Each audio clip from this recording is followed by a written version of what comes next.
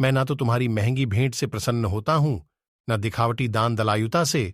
अगर मेरे मन को हरना है तो मुझे प्रेम से पुकारो, मैं हाजिर हो जाऊंगा। अवास्तविक चीजों को लेकर मन में कभी डर पैदा मत होने दो। वो वास्तविक नहीं है, वह ना तो कभी था और ना कभी होगा। इसके विपरीत जो वास्तविक हैं वह हमेशा से था और उसे ना तो बदला जा सकता है ना। भगवान कृष्ण कहते हैं, जो मनुष्य किसी अच्छे काम में लगा हुआ होता है, आने वाले समय में उसका अंत कभी बुरा नहीं होता है। मनुष्य अपनी 3 प्रमुख कृतियों द्वारा नरक के द्वारा पर पहुंचता है। वे तीनों कृतियां काम, क्रोध और लोभ हैं। मनुष्य का समस्त निर्माण उसके विश्वास के फलस्वरूप होता है।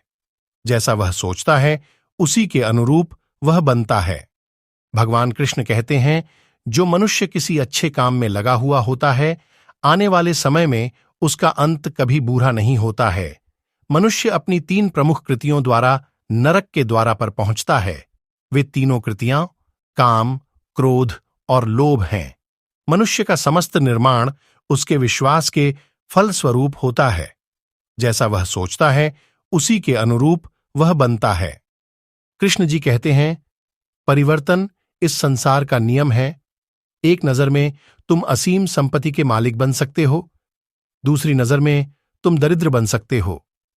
एक इंसान के रूप में इस धरती पर तुम्हारे कुछ कर्तव्य हैं। अनिवार्य रूप से अपने कर्तव्य को निभाओ।